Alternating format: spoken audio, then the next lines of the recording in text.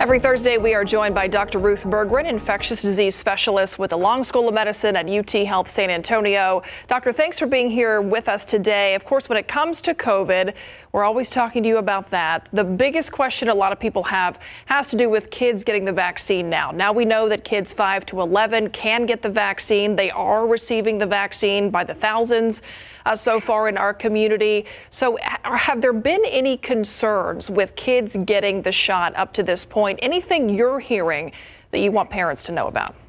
Not so far, Myra and Steve. It looks really safe.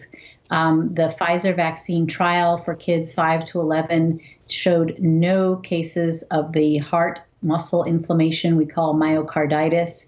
And this is a much lower dose being given to children than we give to adults. It's 1/3 of the adult dose.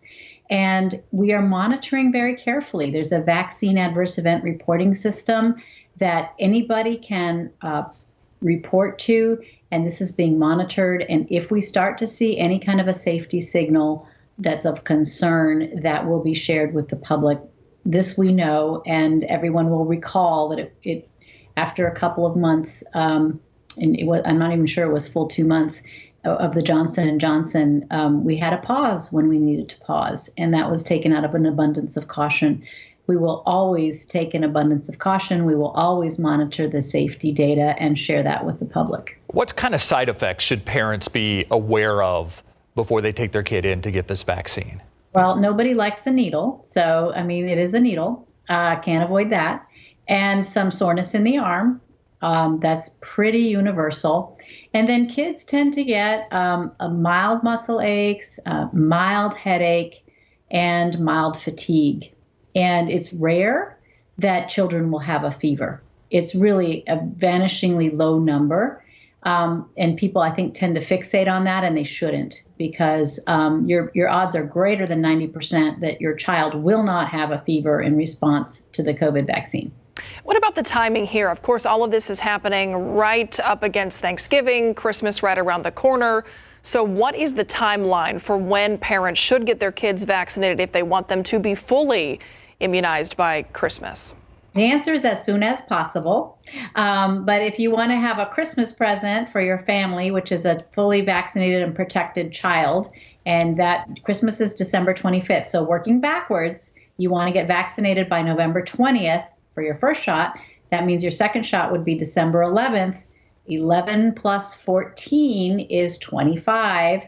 So if you are vaccinated on December 11th, you'll be fully protected on Christmas Day, which is a wonderful Christmas present for your grandparents.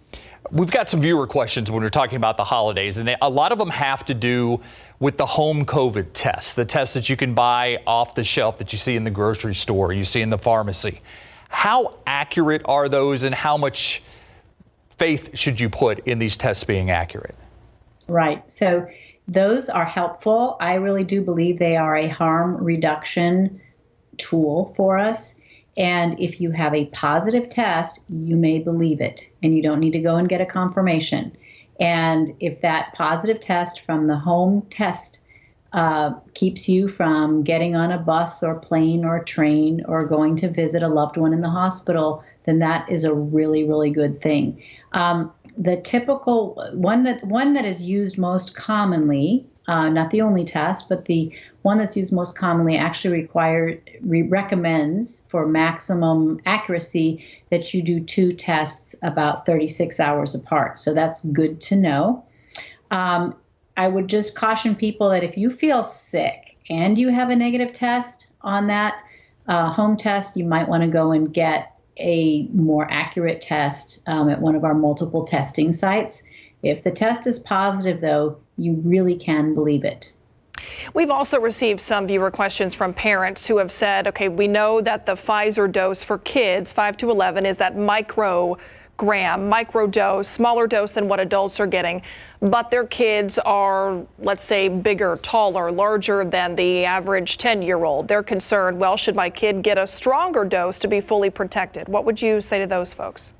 Well, you know, the study showed robust antibody responses in children even maybe slightly more robust than for adults. And so we need to believe the dose finding study.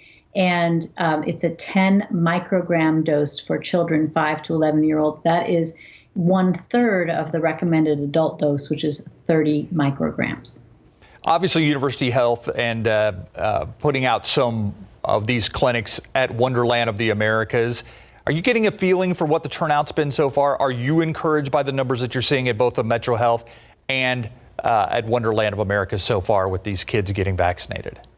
Well, I'd say so far so good. It's not been an overwhelming crowd, but I do believe that we are getting uptake. And I would like to mention to the viewers where people can take their children right now. I'm going to mention 4 sites, if I may. Metro Health is at the Alamo Dome Wednesday through Friday, 12 to 8 p.m.